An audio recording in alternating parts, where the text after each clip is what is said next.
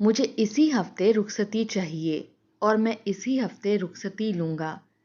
بڑے غضبناک لہجے سے براق قاسم نے یہ بات کہی تھی۔ بات کیا بلکہ اس نے حکم دیا تھا۔ سامنے کھڑا براق قاسم کا دور کا چچا کہنے لگا، ایسے آنن فانن کیسے ہم اپنی بچی کی رخصتی کر سکتے ہیں؟ براق قاسم کہنے لگا، مجھے جہیز نہیں چاہیے، بس میرال چاہیے۔ چچا، اس وقت براق کی آنکھیں لہو رنگ ہو رہی تھیں۔ کس طرح سے وہ اپنا غصہ ضبط کیے ہوئے تھا وہی جانتا تھا۔ کہنے لگا کہ میں اسی ہفتے کو رات 8 بجے آ جاؤں گا اپنی امانت واپس لینے۔ کمرے میں بیٹھی میرال روئے جا رہی تھی، جسے ہمیشہ سے براق قاسم سے خوف محسوس ہوتا تھا۔ اس کو یہ رخصتی چاہیے ہی نہیں تھی۔ ابھی بھی اس کا دل زور زور سے دھڑک رہا تھا، کیونکہ جانتی تھی کہ جس قدر غصے میں وہ آیا ہے اور رخصتی مانگ رہا ہے، شادی کی رات ہی وہ اس کے ساتھ کوئی اچھا سلوک نہیں کرے گا۔ لیکن بے بس تھی کیونکہ اس کے نکاح میں تھی۔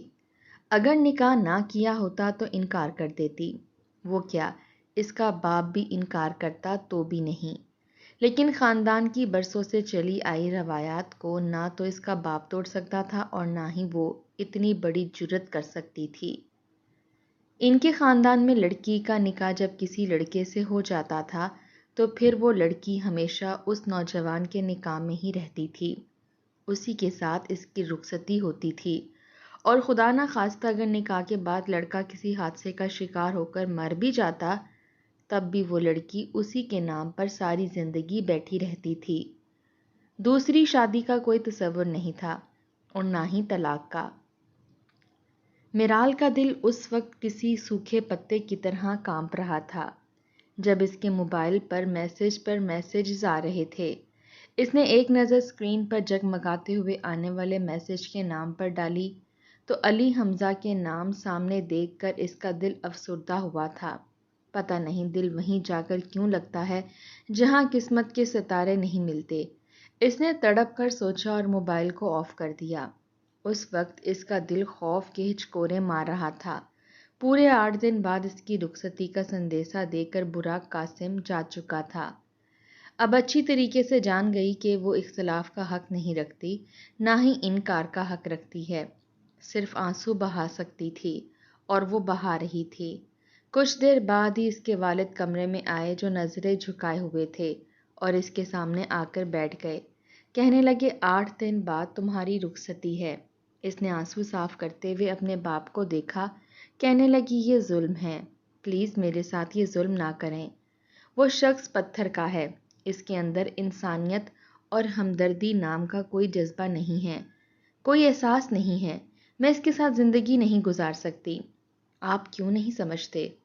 وہ کہنے لگے کہ تم اس کی منقوہ ہو، اس لیے رخصت ہو کر تمہیں جانا ہے تو اسی کے پاس ہے۔ وہ جیسا بھی ہے تمہارا نصیب بن چکا ہے۔ میں اس معاملے میں تمہاری کوئی مدد نہیں کر سکتا۔ تم اس کی امانت ہو اور اسی لیے بغیر کسی اختلاف کے اپنی شادی کی تیاری کرو۔ یہ کہہ کر وہ جا چکا تھا اور میرال کا رو رو کر برا حال تھا۔ رات کو بھی وہ آنسو بہا کر اپنا تکیہ بھگو چکی تھی جب اسے اپنے کمرے سے منسلک گیلری میں کچھ آہٹوں کی آواز آئی۔ جیسے ہی اٹھ کر اس نے گیلری کا دروازہ کھولا تھا، وہ پردہ ہٹایا۔ یہ دیکھ کر تو اس کی جان لبوں پر آئی تھی کہ شاید اس وقت اس کے کمرے میں کوئی چور گھس آیا ہے۔ اس سے پہلے کہ وہ چلاتی چیختی شور مچاتی، لیکن سامنے آنے والے شخص پر نظر پڑتے ہی اس کی آنکھیں پھٹی کی پھٹی رہ گئیں۔ سانس سینے میں ہی تھم گیا تھا کیونکہ سامنے علی حمزہ کھڑا تھا۔ اسے دیکھ کر میرال فوراً سے کھڑی ہوئی اور اس کے پاس آ گئی۔ کہنے لگی، تم پاگل ہو گئے ہو، یہاں کیوں آئے ہو؟ اگر کسی نے تمہیں یہاں دیکھ لیا تو جانتے ہو تمہارا انجام کیا ہوگا؟ کہنے لگا، مجھے انجام کی کوئی پرواہ نہیں، بہرحال میں تمہارے بغیر نہیں رہ سکتا۔ تم مجھے میسج کا جواب بھی نہیں دے رہی تھی، مجھ سے فون پر بات نہیں کر رہی تھی۔ تمہیں اندازہ ہے کہ میں کس اذیت سے گزر رہا تھا۔ میرال کہنے لگی، بھول جاؤ مجھے، میں تمہاری کبھی نہیں ہو سکتی۔ وہ کہنے لگا، ایسے کیسے بھول جاؤں؟ میں نے تم سے محبت کی ہے، تم مجھ سے محبت کرتی ہو، پھر کیوں بھول جاؤں؟ اور میں کوئی مڈل کلاس فیملی سے تعلق نہیں رکھتا۔ تمہارے باپ کا ہم پلہ ہوں. میں کل ہی اپنے والدین کو رشتے کے لیے بھیجوں گا. وہ کہنے لگی یہ غلطی میری ہے. میں بھول گئی تھی کہ میں کسی کے نکاح میں ہوں. یہ سننا تھا کہ علی حمزہ کے ہوش اڑے تھے. کہنے لگا کیا کہا تم نے میرال؟ میرال پھوٹ پھوٹ کر رونے لگی. کہنے لگی میں سچ کہہ رہی ہوں. میں نہیں جانتی تھی کہ میں کسی کے نکاح میں ہوں. اس کا یہ حال تھا کہ اپنا غصہ ضبط کرنا مشکل ہو رہا تھا. اس نے دونوں بازوں سے میرال کو پکڑ کر بری طرح سے جھنجھوڑ دیا. کہنے لگا ایسے کیسے بھول سکتی ہو تم؟ یہ کوئی بھولنے والی بات تو نہیں تھی. میرال تم نے کس کے ساتھ نکاح کیا ہے اور تم بھول گئی؟ میں تو آج تک ایسی کوئی لڑکی نہیں دیکھی جو اپنا نکاح بھول جائے. وہ کہنے لگی اگر 4 سال کی لڑکی کا نکاح کر دیا جائے تو وہ بھول سکتی ہے. علی حمزہ وہ بھول سکتی ہے کیونکہ اس وقت اسے نکاح کا مطلب بھی نہیں پتا ہوتا. میں بھی چھوٹی تھی. مجھے نہیں یاد کہ میرا نکاح براق قاسم سے کب ہوا، لیکن آج پتہ چلا ہے. نہ میرے باپ نے دوبارہ مجھ سے ذکر کیا، نہ ہی میں جانتی تھی. یہ کہتے ہوئے اس کے آنسو تسلسل سے بہہ رہے تھے. علی حمزہ اپنا سر پکڑ کر وہیں بیٹھ گیا. کہنے لگا ایسے کیسے اتنی سی بچی کا نکاح ہو سکتا ہے؟ تو کہنے لگی کہ باپ اپنی بیٹی کا نکاح اپنی مرضی سے کر سکتا ہے جب تک کہ وہ نابالغ ہو. میں نابالغ تھی. مجھے پتہ بھی نہیں تھا کہ نکاح کیا ہوتا ہے. براق قاسم 10 سال بڑا ہے. 14 سال کا تھا. اسے ہوش تھا. لیکن مجھے نہیں پتا تھا علی حمزہ وہ بہت سخت مزاج ہے. تم نے دیکھا نا آج اس نے کیا تماشا لگایا تھا. مجھے بہت ڈر لگ رہا ہے. علی حمزہ کبھی اس کی طرف دیکھتا تو کبھی اپنے دماغ پر چلتی ہوئی آندھیاں اسے سوچنے سمجھنے کا موقع نہیں دے رہی تھیں. وہ تو سوچ بھی نہیں سکتا تھا کہ میرال کا نکاح بھی ہو چکا ہوگا. براق قاسم کی منقوہ ہوگی. بہرحال میرال کی ساری بات سن کر اسے میرال بھی بے قصور لگ رہی تھی. کہنے لگا اگر تم کہو تو میں براق قاسم سے بات کرتا ہوں. وہ کہنے لگی تمہیں یہ لگتا ہے کیا تمہاری بات سنے گا؟ حمزہ وہ تمہیں جان سے مار ڈالے گا. خدا کے لیے اس کے سامنے بھی مت جانا. وہ بہت صفاک قسم کا انسان ہے. بہت پتھر دل ہے. اس کے سینے میں دل نہیں ہے. حمزہ کو لگ رہا تھا جیسے اس کی سوچنے سمجھنے کی صلاحیت سلب ہو گئی ہو. کہنے لگا کہ میں کچھ کرتا ہوں. کوئی نہ کوئی بیچ کا راستہ تو نکلے گا. اپنے والد سے کہو کہ تم اس سے شادی نہیں کرنا چاہتی. خلا بھی تو لے سکتی ہو نا. وہ کہنے لگی کہ نہیں لے جا سکتی. ہماری برادری میں ایسا نہیں ہوتا. بس رخصتی ہو سکتی ہے اور میں ایک بے جان وجود کی طرح اس کی زندگی میں شامل ہو سکتی ہوں کیونکہ میرا دل صرف تمہارے نام پر دھڑکتا ہے. خدا کے لیے مجھے اس بے حس انسان سے بچا لو.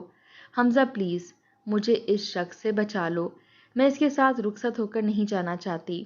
وہ حمزہ کے سامنے دونوں ہاتھ جوڑے منت سماجت کر رہی تھی لیکن حمزہ اسے خالی خالی آنکھوں سے دیکھتا ہوا وہاں سے جا چکا تھا. پوری رات میرال کی رو کر گزری تھی اور اگلی صبح جب ملازمہ اسے ناشتے کا کہنے آئی تو اس نے صاف انکار کر دیا. ملازمہ اس کی سوجی ہوئی آنکھیں دیکھ چکی تھی. کہنے لگی بی بی جی آپ کی شادی کا سامان آ چکا ہے. بڑے صاحب کہہ رہے ہیں کہ آپ کے کمرے میں رکھ دوں. آپ بتائیں میں سامان کہاں رکھوں؟ تو وہ کہنے لگی آگ لگا دو. میرے کمرے میں کچھ مت لے کر آنا. یہ سن کر ملازمہ خاموشی سے واپس چلی گئی. لیکن کچھ دیر بعد ہی اس کے والد ملازمہ کے ساتھ اس کے کمرے میں آئے تھے اور ملازمہ کے ہاتھ میں بڑا سا ٹوکرا موجود تھا اور اس کے پیچھے کئی اور ملازم تھے جن کے ہاتھوں میں بڑے بڑے باکس تھے. وہ سب کے سب اس کے بیڈ پر رکھ دیے گئے. شادی کے جوڑے تھے، میک اپ، جولری، سونے اور ہیروں کے زیورات، سب کچھ تھا. اسے ایسا لگ رہا تھا کہ جیسے اس کی شادی کا نہیں اس کی میت کا سامان آیا ہے. اس کی آنکھوں سے بدتدریج آنسو بہہ رہے تھے. بڑی شکوہ کنہ نظروں سے اس نے اپنے باپ کی طرف دیکھا تھا تو وہ کہنے لگے تمہیں میری بات سمجھ نہیں آئی تھی. میں تم سے کہہ چکا ہوں نا کہ کچھ نہیں ہو سکتا. اس لیے اس سامان کو اچھی طرح سے دیکھ لو اور سنبھال بھی لو. اس کے علاوہ بھی تمہیں کسی چیز کی ضرورت ہے تو میں تمہیں پیسے دے دیتا ہوں. تم بازار جا کے شاپنگ کر لو. مجھے کچھ نہیں چاہیے. اس کے والد نے کہا کہ میرے اختیار میں کچھ نہیں ہے. میں تمہارے لیے کچھ نہیں کر سکتا. یہ کہہ کر وہ کمرے سے باہر آ گئے. میرال کو 4 سال کی عمر میں ہوئے نکاح کا کچھ بھی یاد نہیں تھا لیکن جیسے جیسے وہ بڑی ہوئی تھی، اپنے خاندان کی شادیوں میں جاتی تھی، تو اسے سب سے زیادہ براق قاسم کا رویہ اور چبھتی نظریں زہر لگتی تھیں۔ وہ 10ویں جماعت میں تھی جب خاندان کی ایک شادی پر اس نے نیلے رنگ کی میکسی پہنی تھی۔ گوری رنگت پر نیلے رنگ کی میکسی کافی جچ رہی تھی۔ سنہرے لمبے بال بھی اس نے کھول رکھے تھے، آنکھوں میں کاجل لگا رکھا تھا اور ہونٹوں پر لپسٹک۔ بس اسی میں اس کی تیاری مکمل ہو جاتی تھی۔ جب وہ اپنی پھوپھی کی بیٹی کی شادی پر گئی تو سب لڑکیاں اس کی تعریف کر رہی تھیں، بلکہ پھوپھو نے بھی نظر اتاری تھی کہ میرال، آج تم بہت پیاری لگ رہی ہو۔ لیکن جیسے ہی شادی کا ہنگامہ شروع ہوا، لڑکوں کے بھنگڑے شروع ہوئے۔ سب لڑکیاں ایک جگہ جھمگٹا لگا کر لڑکوں کا ڈانس اور بھنگڑا دیکھ رہی تھیں۔ وہ بھی ہم لڑکیوں میں شامل تھی۔ سب سامنے کھڑے براق قاسم نے تب بڑی غصیلی نظروں سے اسے دیکھا تھا۔ اتفاق تھا کہ میرال کا ہلکا تصادم اس کی نظروں سے ہو چکا تھا۔ اس کی نظروں کی تیزی اور نفرت دیکھ کر اس کا دل دھک سے دھڑکا تھا، لیکن اسے یہ سمجھ نہیں آ رہا تھا کہ براق قاسم اسے کیوں دیکھ رہا ہے، اتنا غصہ کیوں دکھا رہا ہے۔ کچھ ہی دیر میں دھولا اسٹیج پر جا کر بیٹھ چکا تھا اور وہ اپنی سہیلیوں کے ساتھ ہنس رہی تھی، باتیں کر رہی تھی، لیکن براق کی نظریں اسی پر تھیں۔ جیسے ہی وہ اپنے والد کے پاس جانے لگی، بڑی سختی سے براق نے اس کی کلائی پکڑی تھی۔ وہ حیران تھی کہ وہ اس کی کلائی کیوں پکڑ رہا ہے۔ کہنے لگا کہ اپنی عمر دیکھی ہے تم نے، اپنی تیاری دیکھی ہے، اس طرح سے آتے ہیں شادی میں بال کھول کے سج سنور کر۔ براق کا انداز حق جمانے والا تھا۔ میرال پریشان ہوئی تھی، کہنے لگی، میرا ہاتھ چھوڑیں، آپ کون ہوتے ہیں مجھ پر روب جمانے والے؟ براق غصے سے پھنکار کر بولا، زبان کھینچ لوں گا تمہاری اگر میرے سامنے اپنی زبان کے جوہر دکھائے تو۔ چلو جاؤ اندر اور اپنا حلیہ درست کرو۔ بڑے غضبناک لہجے سے براق نے میرال سے بات کی تھی۔ وہ خوفزدہ سی ہو گئی تھی، اپنے بال باندھ لیے، چہرہ بھی دھو لیا۔ اسے براق کی نظروں سے پہلے ہی خوف آتا تھا، لیکن اب وہ اس سے ڈرنے لگی تھی۔ وہ جہاں اسے نظر آتا وہ اپنی راہ بدل لیتی۔ اسے یہ پتا تھا کہ پورے خاندان میں براق غصے کا بہت تیز ہے اور اس کے سامنے کوئی بھی ٹک نہیں سکتا، لیکن یہ نہیں پتا تھا کہ اس کی قسمت اسی بے حس شخص کے ساتھ لکھی جا چکی ہے۔ جب وہ کالج سے یونیورسٹی آئی تو اس کی دوستی علی حمزہ سے ہو گئی۔ وہ اس کی کلاس میں ہی پڑھتا تھا، اس کا ہی کلاس فیلو تھا۔ کب دونوں میں محبت ہو گئی، ان دونوں کو ہی اندازہ نہیں ہوا تھا۔ یونیورسٹی میں اب وہ دونوں ساتھ ساتھ ہی نظر آتے تھے اور ان کی محبت کئی اسٹوڈنٹ پر بھی آشکار ہو چکی تھی، اور ان میں سے ایک براق قاسم کا خالہ زاد بھی تھا۔ ایک بار اسی نے براق کو یہ بتایا کہ تمہاری منکوہہ تو کسی اور کے ساتھ یاریاں پال رہی ہے۔ یہ سن کر تو براق قاسم کا پارا ہائی ہوا تھا۔ اسے نہ تو میرال سے کوئی انسیت تھی اور نہ ہی محبت، بس یہ پتا تھا کہ اس کی منکوہہ ہے۔ یہ بات براق قاسم کی انا اور غرور پر گہری چوٹ تھی کہ وہ اپنی منکوہہ کی محبت کی داستان اپنے خاندان کے لڑکوں سے سنے۔ اگلے ہی روز وہ یونیورسٹی پہنچ گیا اور اپنی آنکھوں سے جب اس نے میرال کو علی حمزہ کے ساتھ بیٹھے دیکھا اور ہنستے اور باتیں کرتے دیکھا، اس کا فشار خون ابلنے کی حد تک بڑھنے لگا۔ وہ بڑے غصے سے اپنی مٹھیاں بھینچتے ہوئے علی حمزہ تک پہنچا تھا۔ میرال نے جب اسے دیکھا تو گھبرا گئی۔ اس نے میرال کو کچھ نہیں کہا، لیکن علی حمزہ کا گریبان پکڑ کر اسے کھڑا کیا۔ کہنے لگا، تمہاری ہمت کیسے ہوئی اس لڑکی کے ساتھ محبت کی پینگیں بڑھانے کی؟ میں نے پہلی بار آپ کو دیکھا ہے۔ کہنے لگا، تم کون ہو اور تم کون ہوتے ہو ہمارے معاملات میں بولنے والے؟ لیکن براق نے اسے زیادہ بولنے کا موقع نہیں دیا۔ وہ اسے مارنے لگا۔ وہاں پر اور بھی بہت سے لڑکے اور نوجوان اکٹھے ہو گئے جنہوں نے ان دونوں کو آپس میں لڑتے دیکھ کر چھڑوانے کی کوشش کی تھی، لیکن میرال کا رنگ فک ہو چکا تھا۔ بڑے غصے سے براق نے میرال کا ہاتھ پکڑا اور اسے گھسیٹتے ہوئے اپنے ساتھ یونیورسٹی سے باہر لے گیا۔ وہ تو بار بار کہہ رہی تھی کہ آپ میرا ہاتھ چھوڑیں۔ وہ کہنے لگا، اپنا منہ بند کرو ورنہ تمہارا گلا دبا کر تمہیں یہیں قتل کر دوں گا۔ قاسم کا لہجہ سن کر وہ پھر سے خوفزدہ ہوئی تھی۔ اسے اپنی گاڑی تک لے کر آیا، گاڑی کا فرنٹ ڈور کھول کر اسے دھکیلتے ہوئے بٹھایا اور دروازہ بھی بڑی زور سے بند کیا۔ ڈرائیونگ سیٹ پر وہ خود بیٹھا تھا اور اس کا اب رخ میرال کے گھر کی جانب تھا۔ جیسے ہی وہ میرال کے گھر کے سامنے پہنچا، اس نے ہارن پر ہارن دینا شروع کر دیا۔ چوکیدار نے دروازہ کھولا۔ اس نے گاڑی اندر پارک کی۔ میرال فوراً سے گاڑی سے نیچے اتر کر لاؤنج میں گئی۔ اس کے بابا وہیں بیٹھے تھے۔ میرال کو روتا دیکھ کر کھڑے ہو گئے۔ وہ ان کے ساتھ لگ گئی۔ تب تک براق قاسم بھی اندر پہنچ چکا تھا۔ کہنے لگا کہ چاچا، آج کے بعد یہ یونیورسٹی نہیں جائے گی۔ یہ سن کر زبیر کو بے تحاشا غصہ آیا تھا۔ وہ کہنے لگے، کیوں نہیں جائے گی؟ میری بیٹی کی خواہش ہے، وہ زیادہ تعلیم حاصل کرنا چاہتی ہے، تو تم اسے روکنے والے کون ہوتے ہو؟ وہ کہنے لگا، اس کا شوہر۔ یہ سن کر میرال تو اپنا اگلا سانس لینا بھول گئی۔ براق قاسم کہنے لگا، آپ شاید بھول رہے ہیں کہ آپ نے میرا نکاح اس سے اپنی رضامندی سے کیا تھا، اور میری منقوہ ہوتے ہوئے یہ یونیورسٹی میں جو گل کھلا رہی ہے، یہ میری غیرت برداشت نہیں کر سکتی۔ اگر آپ سے اپنی بیٹی سنبھالی نہیں جاتی تو اسے رخصت کر دیں۔ میں اسے بتاؤں گا کہ عورت کو کس طرح سے رہنا چاہیے۔ یہ سن کر میرال کے ہوش اڑے تھے۔ وہ اپنے باپ کی طرف دیکھنے لگی۔ کہنے لگی، بابا، یہ جھوٹ بول رہا ہے نا؟ آپ نے تو کبھی مجھے ایسا نہیں بتایا، یہ میرا شوہر نہیں ہو سکتا۔ بابا صاحب بتائیں نا، یہ جھوٹ بول رہا ہے نا؟ مجھے نہیں کرنی اس سے شادی۔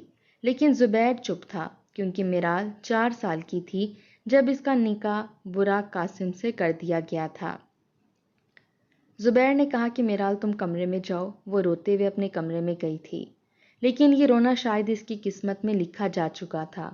باہر سے آنے والی آوازیں سن کر اسے اندازہ ہو گیا تھا کہ آج تک براق قاسم اس پر کیوں حق جماتا تھا، کیوں اسے روکتا ٹوکتا تھا، کیوں اسے کھا جانے والی نظروں سے دیکھتا تھا، کیونکہ وہ اس کا شوہر تھا۔ میرال کو اپنے باپ سے صرف ایک ہی شکوہ تھا کہ انہوں نے اسے کیوں نہیں بتایا، یوں اس کا اس کم عمری میں نکاح کیوں کیا۔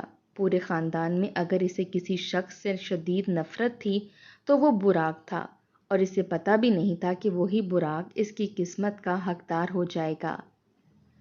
باہر براق زبیر سے کہہ رہا تھا کہ 1 ہفتے کے اندر اندر اسے رخصتی چاہیے، اور میرال کو لگ رہا تھا کہ 8 دن بعد اس کی موت واقع ہو جائے گی، کیونکہ وہ شخص اسے چھوڑے گا نہیں۔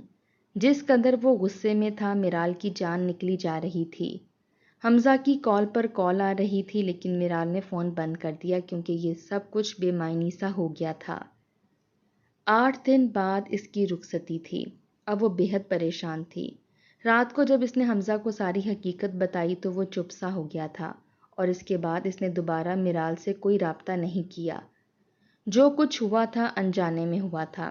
وہ نہیں جانتا تھا کہ وہ براق کی منقوہ ہے، اور نہ ہی میرال کو یہ بات پتہ تھی کہ اس کا نکاح براق سے ہوا ہے۔ لیکن اسے ذاتی طور پر براق پسند نہیں تھا۔ جیسے جیسے شادی کے دن قریب آ گئے تھے، وہ بے حد پریشان تھی، لیکن بے بس اور مجبور بھی تھی۔ وہ خاندانی روایتوں کو جانتی تھی کہ کچھ بھی ہو جائے، اس کی قسمت میں براق قاسم کے علاوہ کوئی نہیں آئے گا۔ شادی کی رات وہ دلہن بنی یوں تھی جیسے کاٹو تو بدن میں لہو نہ نکلے۔ نکاح تو ویسے بھی ہو چکا تھا، لیکن رخصتی ہونے سے پہلے براق نے کہا کہ میں نہیں چاہتا کہ میری غیرت اور میری بیوی کو کوئی اور دیکھے، اس لیے اسے بڑی سی چادر اڑا کر میرے ساتھ رخصت کیا جائے۔ اس کی دلہن بنی میرال پر ایک بڑی سی چادر ڈال دی گئی۔ جب زبیر نے اس کا ہاتھ براق قاسم کے ہاتھ میں دیا تو کہنے لگا کہ میری بیٹی اس بات سے انجان تھی کہ وہ تمہاری منقوہ ہے، اس لیے میری بچی کے ساتھ کوئی بھی ظلم اور زیادتی نہ کرنا۔ وہ کہنے لگا، اول تو آپ کو اسے انجان رکھنا نہیں چاہیے تھا، دوسری بات اگر انجان تھی تب بھی ہمارے خاندان کی عزت تھی۔ اس میں کیسے ہمت آئی کہ یہ کسی غیر لڑکے کے ساتھ عشق و معشوقی کرے؟ چچا، آپ بیٹی کی محبت میں بغیرت بن سکتے ہوں گے، لیکن مجھے اپنی غیرت ہر چیز سے زیادہ پیاری ہے، اپنی بیوی سے بھی زیادہ پیاری۔ یہ کہتے ہوئے اس نے اپنے ہاتھ میں میرال کا نازک ہاتھ پکڑا اور زور سے دبایا۔ میرال کی تو جیسے جان نکلی تھی۔ وہ بڑے تیز قدم اٹھاتا ہوا اسے اپنے ہمراہ لے کر زبیر کے بنگلے سے باہر نکلا تھا۔ صرف چند لوگوں میں ہی اس نے رخصتی کی تھی، کوئی بارات اور شور شرابہ نہیں ہوا تھا۔ گاڑی کا دروازہ کھول کر اس نے میرال کو بیٹھنے کا اشارہ کیا، لیکن لہجہ ویسا ہی سخت تھا۔ میرال کی تو جان پر بنی ہوئی تھی کہ پتہ نہیں وہ اس کے ساتھ کیا سلوک کرے گا۔ कैसा सलूक करेगा। बुराक गाड़ी में काफ़ी तेज़ ड्राइव कर रहा था। कुछ ही देर में अपने बंगले के बाहर इसने हॉर्न देना शुरू किया। चौकीदार ने दरवाज़ा खोला। इसने गाड़ी पोर्च में पार्क की और गाड़ी से नीचे उतरकर दरवाज़ा ज़ोर से बंद किया। कहने लगा कि इस लड़की का कोई भी इस्तकबाल नहीं करेगा। इसे बता देना कि मेरा कमरा कौन सा है, ये खुद आएगी। अपने मुलाजमीन को हुक्म देकर वो अपने कमरे की तरफ जा चुका था। मिराल गाड़ी में बैठी आंसू बहा रही थी। इसने गाड़ी का दरवाज़ा आहिस्ता से खोला, नीचे उतरी। अपनी शादी का अरूसी लिबास दोनों हाथों से संभालते हुए आगे चलने लगी। जब एक मुलाजमा ने कहा कि ऊपर का जीना चढ़ते ही सामने वाला कमरा बुराक का है। यह सुनकर वो खामोशी से लाउंज में गई। पूरा लाउंज खाली था। आहिस्ता आहिस्ता ऊपर का जीना चढ़ते हुए वो ऊपर पहुंची थी। सामने का कमरा खुला हुआ था और कमरे की लाइट भी जल रही थी और वो छोटे छोटे कदम उठाती हुई कमरे तक पहुंची थी। जैसे ही कमरे के अंदर गई तो वो सफाक शख्स सोफे पर टांग रखे बैठा था। जैसे ही वो कमरे के अंदर आई, कहने लगा, दरवाज़ा बंद करो और लॉक करो। बड़ी आहिस्तगी से मिराल ने कमरे का दरवाज़ा बंद किया और फिर लॉक कर दिया, लेकिन वहीं खड़ी रही। वो कहने लगा, आओ इधर और बेड पर बैठो। वो खामोशी से आकर बेड पर बैठ गई। अभी तक चादर इसके सर पर थी। फिर कहने लगा कि अपनी चादर उतारो। मिराल ने कांपते हाथों से अपनी चादर उतारी थी। बड़े गौर से बुराक इस सहमी हुई लड़की को देख रहा था, जो इससे 10 साल छोटी थी और इस वक्त अरूसी लिबास में बेहद खूबसूरत लग रही थी। लेकिन ज़हन में अली हमज़ा की बातें याद आते ही इसके असाब तन कर रह गए। कहने लगा, अपना जेवर उतारो मिराल। ये सुनकर इसकी तरफ देखने लगा। वो कहने लगा, तुम्हें सुनाई नहीं दिया? मैंने कहा अपना जेवर उतारो। मिराल अपना जेवर उतारने लगी। कुछ ही देर में वो अपना सारा जेवर उतार चुकी थी। बुराक कासिम इसके पास आया और कहने लगा, उठाओ ये सारा जेवर और ड्रेसिंग टेबल की दराज में रख दो। मिराल को लग रहा था कि जैसे वो इसके हुक्म की गुलाम बन चुकी है, बीवी नहीं। इसने सारे जेवरात उठाए और मरे मरे कदम उठाती हुई ड्रेसिंग टेबल के सामने चली गई। दराज खोला और सारे जेवरात वहां रख दिए। इसके बाद बुराक ने ही इसे अपने पास बुलाया। वो डरते डरते बेड तक पहुंची थी। बुराक ने कमरे का लैंप बुझा दिया, लेकिन अली हमज़ा का ख्याल इसके दिमाग से नहीं गया था। पूरी रात इसने ज़रा भी हमदर्दी नहीं दिखाई थी। सुबह जब मिराल की आंख खुली तो वो संगदिल शख्स इसके बराबर में गहरी नींद सो रहा था। पूरी रात मिराल की रोकर गुजरी थी, क्योंकि बुराक ने सिर्फ अपनी चलाई थी। मिराल का एहसास नहीं किया था। वो बेड से उठकर अलमारी के पास चली गई, अपने कपड़े निकाले और नहाकर कपड़े तब्दील किए। जब वॉशरूम से बाहर आई तो बुराक उठ चुका था। मिराल का निखरा निखरा रूप देखकर इसे प्यार आने की बजाय इस पर गुस्सा आने लगा। कहने लगा कि ऐसी ही अदाएं तुमने उस लड़के को भी दिखाई होंगी, तभी तो वो तुम्हारे हुस्न का दीवाना हुआ था। ये कहते हुए वो बेड से खड़ा हुआ और मिराल के बिल्कुल मुकाबिल में आकर खड़ा हो गया। मिराल ने अपनी नज़रें झुकाई थीं, क्योंकि रात जिस सख्ती का मुजाहरा बुराक ने किया था, इसे यही कहा था कि वो इसके आगे ज़बान ना चलाए, वरना वो इसकी ज़बान ही काट देगा।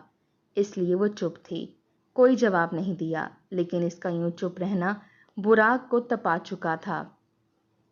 इसने अपने हाथ से मिराल के दोनों जबड़े मजबूती से पकड़े और कहने लगा, बोल क्यों नहीं रही?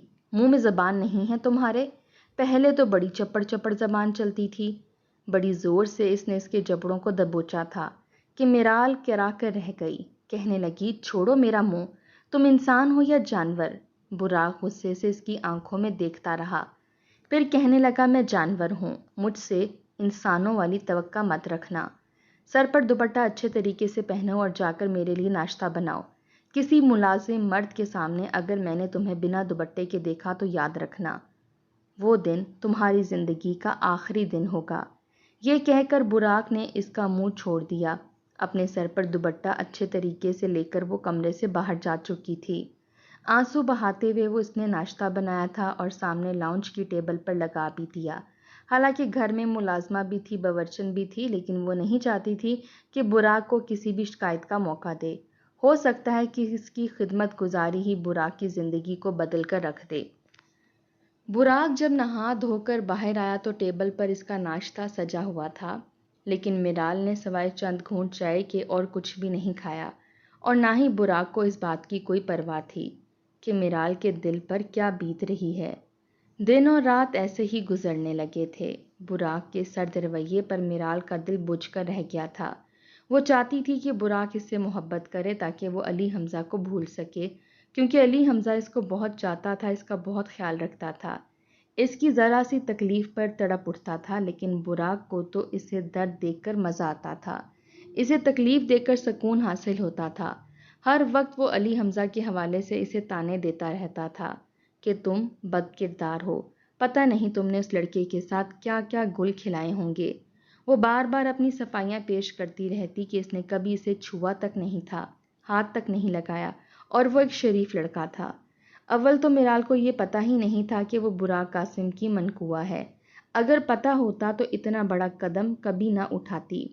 اسے تو لگا تھا کہ جس طرح سے اس کے والد اس سے محبت کرتے ہیں، وہ اس کی محبت کو بھی اہمیت دیں گے۔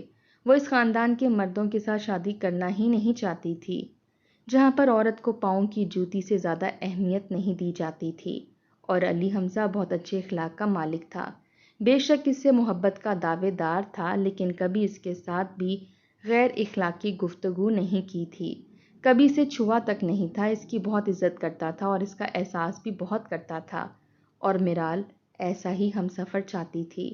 لیکن اس کے خاندان میں کم لڑکیوں سے پوچھا جاتا تھا کہ وہ کیا چاہتی ہیں، وہ کیسی زندگی جینا چاہتی ہیں، کس کے ساتھ رہنا چاہتی ہیں۔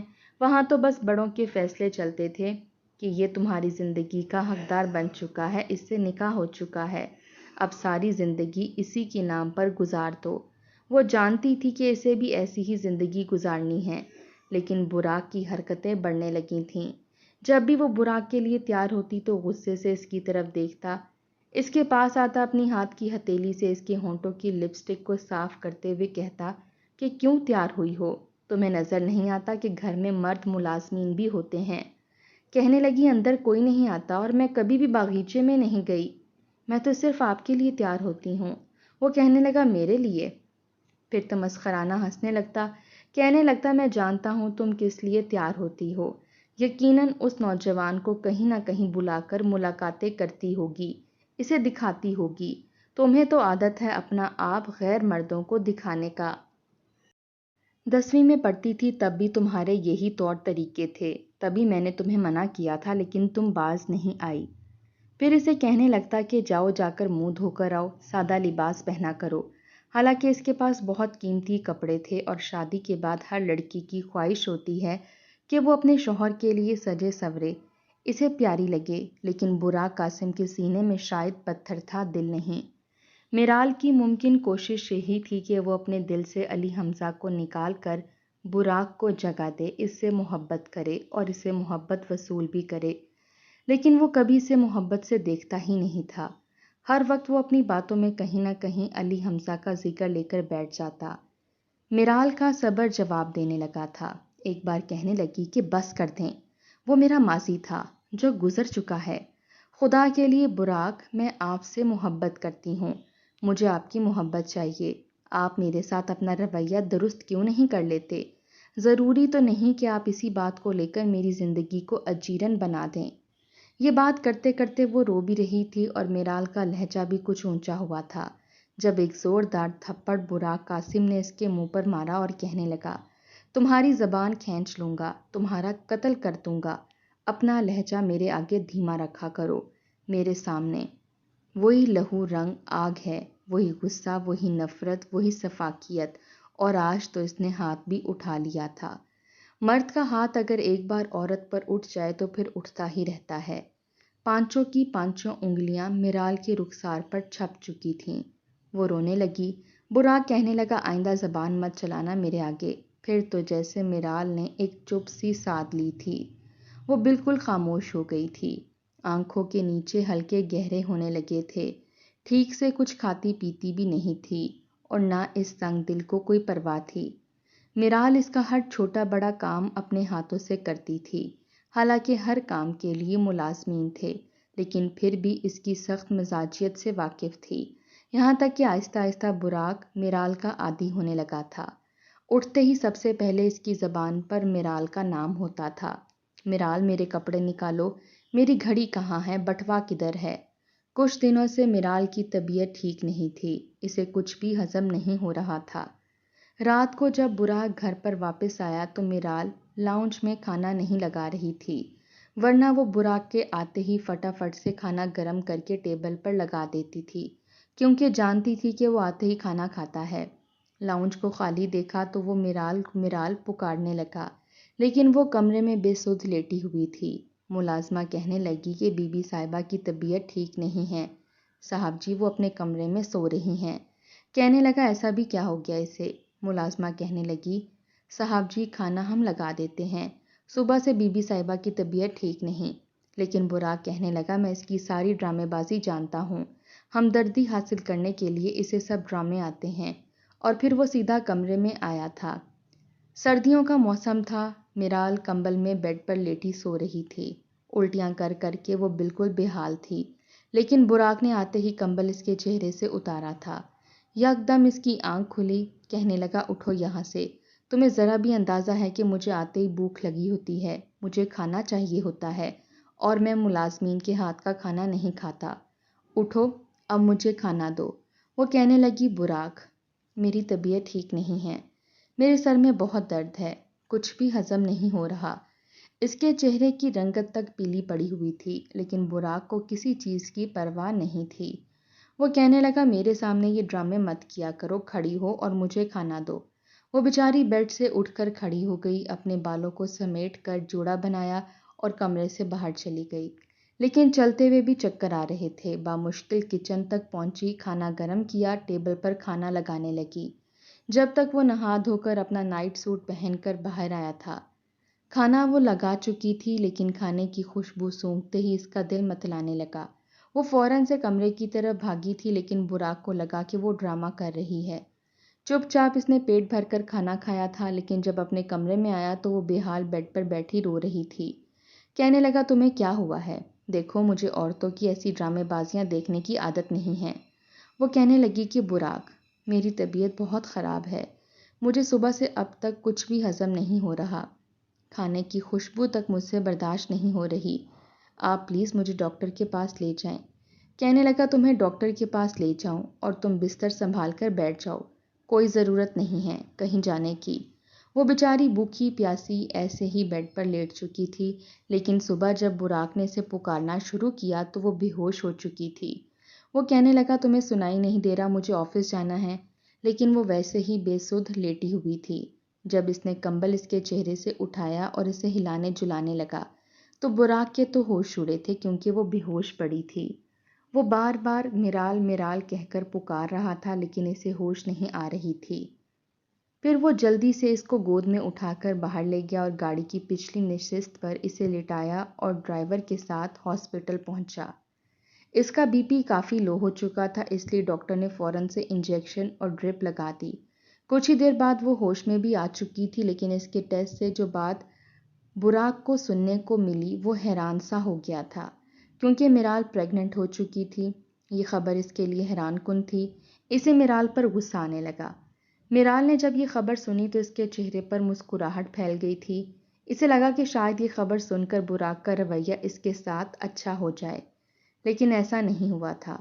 جیسے ہی اس کی طبیعت کچھ بہتر ہوئی تو ڈاکٹر نے اسے کافی ساری طاقت کی میڈیسن لکھ کر دیں کہ آپ کی بیوی بہت کم عمر بھی ہے اور کمزور بھی ہے، اس لیے اس کا خاص خیال رکھیے گا۔ جب براق اسے گھر لے کر آیا تو غصے سے بھرا پڑا تھا، لیکن میرال مسکرا رہی تھی۔ اسے لگا کہ براق کے بچے کی ماں بننے والی ہے تو اس کا رویہ یقیناً اس کے ساتھ بدل جائے گا، کیونکہ وہ اسے وارث دے رہی ہے۔ لیکن ایسی بھی کوئی خوش نصیبی اس کے نصیب میں نہ تھی۔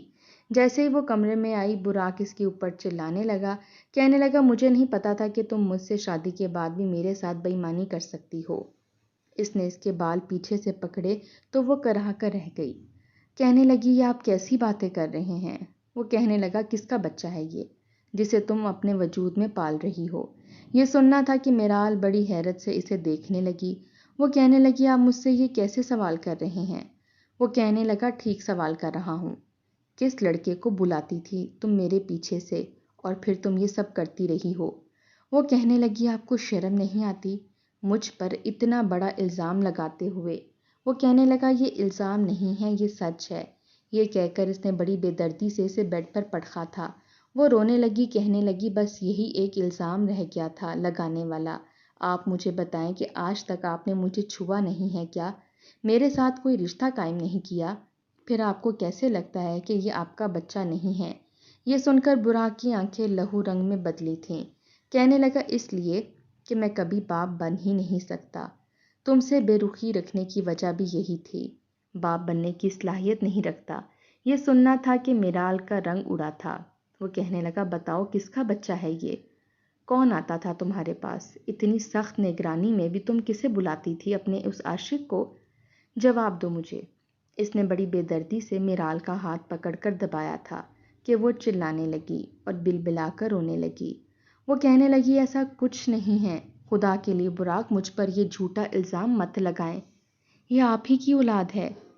میری کی گئی غلطی کی مجھے سزا ساری عمر مت دیں۔ ہو سکتا ہے کہ ڈاکٹر نے آپ کو جھوٹا بولا ہو۔ وہ کہنے لگا بکواس بند کرو، میں اپنے میڈیکل ٹیسٹ کروا چکا ہوں۔ ڈاکٹر مجھے صاف کہہ چکا ہے کہ میں کبھی بھی باپ نہیں بن سکتا۔ پھر یہ بچہ کیسے ہو سکتا ہے؟ مجھے بتاؤ کون آتا تھا تمہارے پاس؟ تم ایک نمبر کی گھٹیا قسم کی لڑکی ہو، میں تمہیں زندہ ہی نہیں چھوڑوں گا، تمہارا گلا دبا دوں گا۔ یہ کہہ کر وہ اس کا گلا دبانے لگا۔ اسی وقت ایک ملازمہ کمرے میں آئی تو ہی براق نے میرال کا گلا چھوڑا تھا۔ وہ روئے جا رہی تھی، کہنے لگی میں آپ کو اپنی پاک بازی کا کیسے ثبوت دوں؟ کہنے لگا بس ختم کرو یہ ڈرامے بازی، میں کل ہی تمہیں ڈاکٹر کے پاس لے کر جاؤں گا اور تمہارے بدن سے تمہارے عاشق کی نشانی کو نکال پھینکوں گا۔ یہ سن کر میرال پریشان ہو گئی تھی کیونکہ اس کے وجود میں کوئی بھی ناپاک اولاد نہیں تھی۔ اس کے پیٹ میں پلنے والی اولاد اس کے شوہر کی تھی۔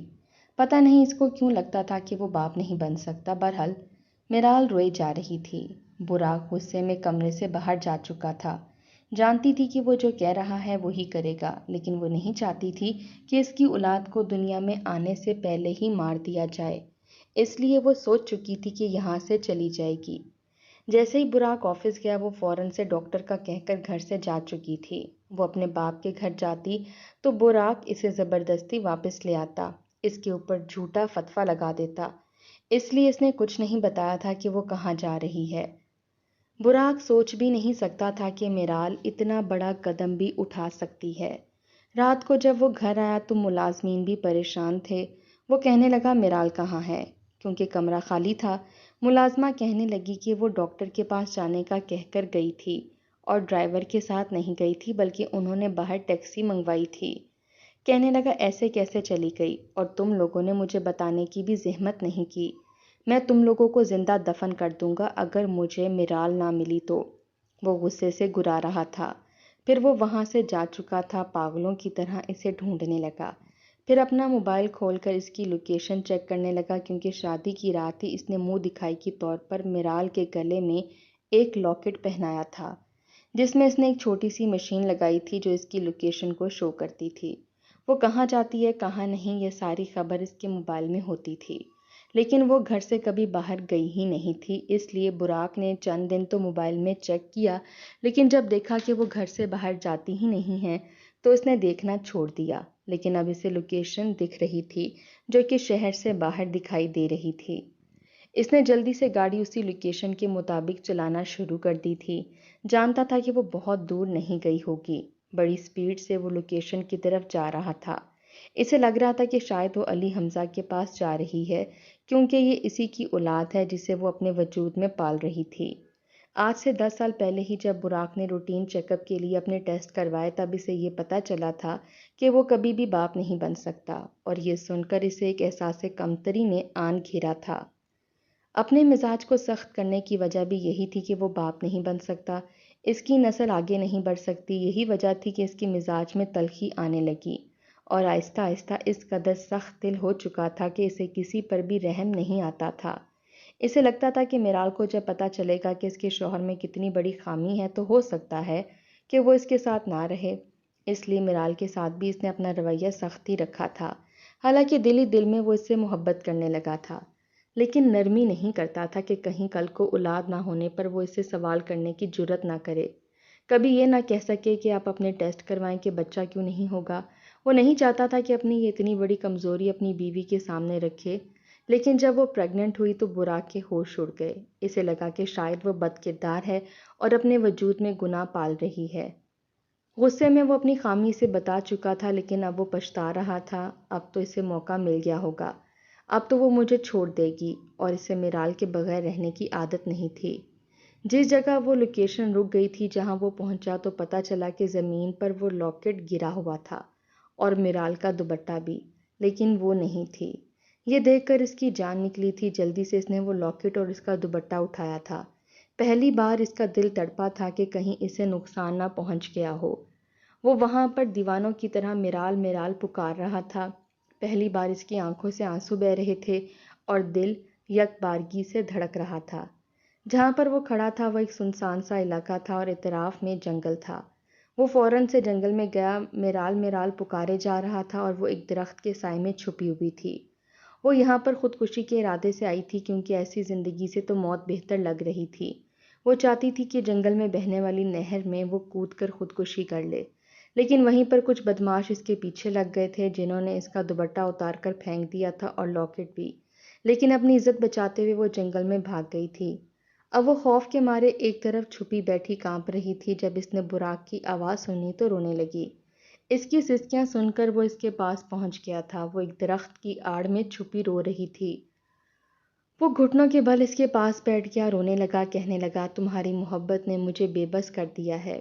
میں نے بہت کوشش کی کہ تمہارے ساتھ سختی کروں، لیکن نہیں کر سکتا، تمہارے بغیر نہیں رہ سکتا۔ پہلی بار وہ اس کے سامنے اپنے ہاتھ جوڑ کر رو رہا تھا۔ وہ کہنے لگا کہ تم جس کے بچے کی بھی ماں بننے والی ہو، میں اس بچے کو بھی قبول کر لوں گا، کیونکہ میرال، میں تمہیں نہیں چھوڑ سکتا۔ پہلی بار وہ کسی عورت کے سامنے بے بس ہوا تھا۔ وہ کہنے لگی کہ میں نہیں جانتی آپ کو ڈاکٹر نے کیا کہا اور کیا نہیں، پر مجھے آپ کے علاوہ کسی نے نہیں چھوا۔ وہ اسے اپنے ساتھ واپس لے آیا۔ دوبارہ سے جب براق نے اپنا ٹیسٹ کروایا تو اسے اپنی رپورٹوں پر یقین نہیں آیا تھا، کیونکہ وہ بالکل ٹھیک تھا اور بچہ بھی پیدا کر سکتا تھا۔ براق نے میرال سے معافی مانگ لی تھی اور اب اس کا بہت خیال رکھتا تھا۔ اللہ نے اسے بیٹے سے نوازا تھا۔ وہ اپنا رویہ میرال کے ساتھ ٹھیک کر چکا تھا۔ اگر یہ کہا جاتا ہے کہ محبت انسان کو بدل دیتی ہے تو سچ ہی کہا جاتا ہے، کیونکہ میرال کی محبت نے براق جیسے سخت دل کو بھی بدل کر رکھ دیا تھا۔